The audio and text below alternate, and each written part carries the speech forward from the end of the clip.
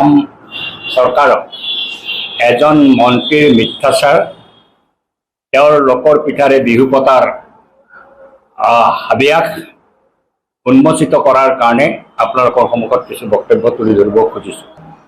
যোৱা মে' মাহৰ 3 তাৰিখে অসম চৰকাৰৰ PNRD মন্ত্ৰী, পৰ্যটন মন্ত্ৰী ৰঞ্জিত কুমাৰ দাসে আমাৰ বৰপেটা ৰোডৰ পৰা কাটাজাৰলৈকে যোৱা ৰাস্তাত থিয় হৈ পেলাই সাংবাদিকসকলৰ সন্মুখত বিবৃতি জাৰি কৰিছিল যে এই সমষ্টিৰ মানুহে ভুল কৰি পেলাই এজন বিধায়কক নিৰ্বাচিত কৰাৰ কাৰণে এই ৰাস্তাটো একেবাৰে অগম্য হৈছে আৰু তেওঁ 26 চনত পুনৰ ভাৰতীয় জনতা পাৰ্টিৰ বিধায়ক জিকিলেহে এই ৰাস্তাটো বান্ধিব। ক্ষেত্ৰত মই বিস্ময় প্ৰকাশ কৰিছিলোঁ। এজন মন্ত্ৰী, তেওঁ আকৌ পৰ্যটনৰ মন্ত্ৰী, আৰু পৰ্যটনৰ কাৰণে যিসকল দৰ্শক আহিব, পৰ্যটনকাৰী আহিব, তেওঁলোকে বৰপেটা ৰোডৰ ষ্টেচনৰ পৰা সহজেই মানস অভয়াৰণ্যলৈকে যাত্ৰা কৰাৰ কথা, কিন্তু তেওঁ এটা বিকল্প পথ ভৱানীপুৰৰ পৰা মানস অভয়াৰণ্যলৈ বান্ধি দিছে বুলি উল্লেখ কৰি এই ৰাস্তাটো তেওঁ বন্ধা নাই, তেওঁৰ কোনো উদ্যোগ তাত নাই। অসম চৰকাৰে তাৰ বিধায়কৰ নেতৃত্বতে সেই ৰাস্তাটো বহল কৰিছে, ৱাইডেনিং এণ্ড ষ্ট্ৰেংথেনিং কৰিছে, কিন্তু তেওঁ নিজে সেইটো বান্ধি দিছে টুৰিষ্টৰ কাৰণে। ভৱানীপুৰ হৈ সকলো টুৰিষ্ট যাব পাৰিব বুলি এই ৰাস্তাটো 26 চনত ভাৰতীয় জনতা পাৰ্টি জিকিলেহে তেওঁ বান্ধিব বুলি এটা স্পষ্ট ঘোষণা তেওঁ কৰিছিলে। কিন্তু তেওঁ এই কথাৰে গোটেই আমাৰ সৰ্ব সমষ্টিৰ উত্তৰ অঞ্চলত বসবাস কৰা গোবৰ্ধনা মৌজা, খাৰিজা, বিজনী মৌজাৰ সকলো জনসাধাৰণ এই ৰাস্তাটোৱে বৰপেটা ৰোডৰ বজাৰলৈকে আহে। শাক পাচলি অকল কঢ়িয়াই আনে সেইটো নহয়, আমাৰ বনজ সম্পদো এই ৰাস্তাটোৰে কঢ়িয়াই লৈ অহা হয়। এনেকুৱা এটা ৰাস্তা বান্ধাৰ যিটো গুৰুত্ব, সেই গুৰুত্বটোক তেওঁ ৰাষ্ট্ৰীয়কৰণ কৰি 26 চনত ভাৰতীয় জনতা পাৰ্টি জিকিলেহে তেওঁ ৰাস্তাটো বান্ধিব বুলি ঘোষণা কৰি দিয়াত মানুহে তাজ্জুব হৈছে আৰু মানুহে বিস্ময় প্ৰকাশ কৰিছে, এই ঘটনাক তেওঁক নিন্দাও কৰিছে। কিন্তু মই বিধায়ক ৰূপে পূৰ্বতেই মই জনসাধাৰণৰ সন্মুখতো স্পষ্ট কৰি কৈছিলোঁ আৰু সাংবাদিক বন্ধুসকলকো কৈছিলোঁ যে এই ৰাস্তাটো মই অসম মালাৰ অধীনত বন্ধাৰ কাৰণে লাগি আছোঁ। আৰু সেই চেষ্টাৰ ফলতে এইবাৰ অসম চৰকাৰে, মুখ্যমন্ত্ৰীয়ে তেওঁ যিহেতু আমাৰ গড়কাপ্তানী মন্ত্ৰীও, তেওঁ অসম মালাৰ আঁচনিত এই ৰাস্তাটো চেংচন কৰিছে। চেংচন কৰাৰ কথাটো কেনেবাকৈ মন্ত্ৰীয়ে গম পালে? তেওঁ যিদিনা 3 মে' তাৰিখে কৈছিলে তেতিয়া তেওঁ গম পোৱা নাছিল এই ৰাস্তাটো আমি অসম মালাত নিৰ্মাণ কৰাৰ কাৰণে দিবাৰাত্ৰি লাগি আছোঁ, এই কথাটো তেওঁ গম পোৱা নাছিল। কাৰণ তেওঁতো দায়িত্বও নাই আৰু তেওঁ দায়িত্বশীল মানুহো নহয়। তেওঁ সেইকাৰণে কৈ দিলে 26 চনত বিজেপি জিকিলেহে ৰাস্তাটো হ'ব, নহ'লে নহ'ব।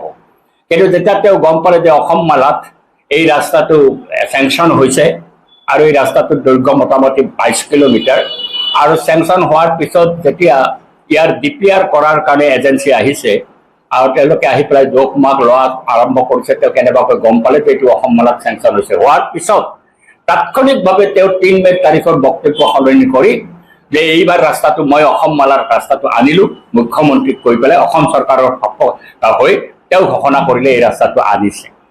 কিন্তু মই স্পষ্টভাৱে বিধায়ক ৰূপে ক'ব খোজোঁ যে এই মন্ত্ৰীজনাৰ এই ৰাস্তাটো অনাত কোনো অৰিহণাও নাই আৰু তেওঁৰ কোনো ভূমিকাও নাই, আৰু তেওঁ কথাটোৱে নাজানিছিল যে এই ৰাস্তাটো অসম মালাত আমি লাগি আছোঁ, অসম মালাত আমি প্ৰস্তাৱ দাখিল কৰিছোঁ, ইয়াৰ পৰা প্ৰস্তাৱ গৈছে, এই কথাটো তেওঁ জনাও নাছিল। কিন্তু জানি পেলাই আমাৰ অসমীয়াত এটা কথা আছে, লোকৰ পিঠাৰে বিহু পাতা।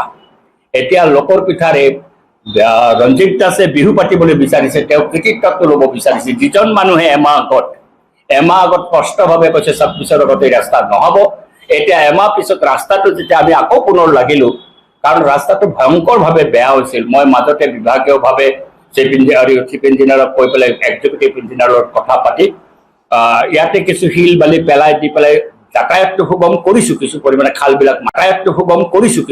খালবিলাক মাৰি দিছোঁ, মাৰি দি পেলাই যাতায়াতটো সুগম কৰি পেলাই মই আকৌ এই ৰাস্তাটোত অসম মালাত নিৰ্মাণ কৰিব লাগে বুলি লাগি থকাত তাৎক্ষণিকভাৱে এই ৰাস্তাটো এতিয়া এপ্ৰুভ কৰিছে চিফ মিনিষ্টাৰে। এপ্ৰুভ কৰা কথাটো জানি তেওঁ নিজে এপ্ৰুভ কৰিছে বুলি কৈ পেলাই যদি এজন বিধায়কে নাবান্ধে, তেওঁ পাছত 26ত তেওঁৰ বিধায়ক আহিলে বান্ধিব বুলি কয়, এতিয়া সেই বিধায়কজন থাকোঁতেই অসম মালাৰ ৰাস্তাটো কেনেকৈ হ'ল, কেনেকৈ এপ্ৰুভ হ'ল, কেনেকৈ তাত DPR প্ৰস্তুত হৈছে। আৰু আমি আশা ৰাখিছোঁ আগষ্ট ছেপ্টেম্বৰৰ ভিতৰতে আমি কাম আৰম্ভ কৰিম। DPR আমি তাৎক্ষণিকভাৱে লাগাত তৈয়াৰ কৰাৰ কাৰণেও আমি এটা উদ্যোগ লৈছোঁ, যাতে সোনকালে তৈয়াৰ হৈ পেলাই জুলাইৰ শেষত বা আগষ্টত আমি টেণ্ডাৰ কল কৰিব পাৰোঁ। টেণ্ডাৰ কল কৰি তাৎক্ষণিকভাৱে টেণ্ডাৰ বিচাৰ বিবেচনালৈকে আনি যিয়ে পায় কামটো সেইটো সিদ্ধান্ত ল'লেই বিভাগীয়ভাৱে আমি কামটো আৰম্ভ কৰি দিব পাৰোঁ, আৰু সেই ক্ষেত্ৰত আমি যৎপৰোনাস্তি চেষ্টা কৰিম। কিন্তু মই দুখেৰে অসম চৰকাৰৰ এইজনা মন্ত্ৰীৰ মিথ্যাচাৰ, এইজনা মন্ত্ৰীৰ অনৈতিক কথা বতৰা, এইজনা মন্ত্ৰীৰ সংসদীয় গণতন্ত্ৰত বিৰোধী বিধায়কৰ যিটো ভূমিকা থাকে তাক অস্বীকাৰ কৰি পেলাই অকল শাসকীয় বিধায়ক হ'লেহে ৰাস্তা ঘাট বান্ধিব, এই ধৰণৰ মন্তব্য তেওঁ যি কৰিছিল ৩ মে তাৰিখে। আৰু আজি ৰাস্তাটো আমি ছাৰ চেংচন পোৱাৰ পিছত মুখ্যমন্ত্ৰীক নিশ্চয় মই ধন্যবাদ দিম, তেওঁ এই ৰাস্তাটো মোক চেংচন কৰিছে। কিন্তু এইজনা মন্ত্ৰী তাৰে ওপৰত আৰু খৰ কাৰণে মুখ্যমন্ত্ৰীৰ হৈ ৰাস্তাটো তেওঁ ঘোষণা কৰাৰ যি দুষ্কাৰ্য কৰিছে বা স্পৰ্ধা কৰিছে, মই নিন্দা কৰিছোঁ। আৰু এইজনা মন্ত্ৰী এই ধৰণে যাতে মানুহক বিভ্ৰান্ত কৰি অকল ভোটৰ ৰাজনীতি কৰাতকৈ উন্নয়নৰ কাম কৰক, উন্নয়নৰ কাম কৰাৰ ওপৰত গুৰুত্ব আৰোপ কৰক, সেই আবেদন জনাইছোঁ। আৰু মই যিহেতু পূৰ্বৰ পৰাই আপোনালোকৰ মাধ্যমেৰে আমাৰ গোটেই উত্তৰ অঞ্চলৰ মানুহে নহয়, মোৰ সমষ্টিৰ সকলো মানুহে নহয়, বৰপেটা জিলাৰ মানুহেও জানিছে, আপোনালোকৰ মাধ্যমেৰে জানিছে যে মই আজি বহুদিন ধৰি পেলাই এইটো ৰাস্তা অসম মালাত নিৰ্মাণ কৰাৰ কাৰণে উদ্যোগ লৈ থকাৰ কথা মই কৈছিলোঁ। আৰু অসম মালাতে এই ৰাস্তা নিৰ্মাণ হ'ব এইটো দৃঢ়তাৰে কৈছিলোঁ, আপোনালোকে প্ৰচাৰো কৰিছিল।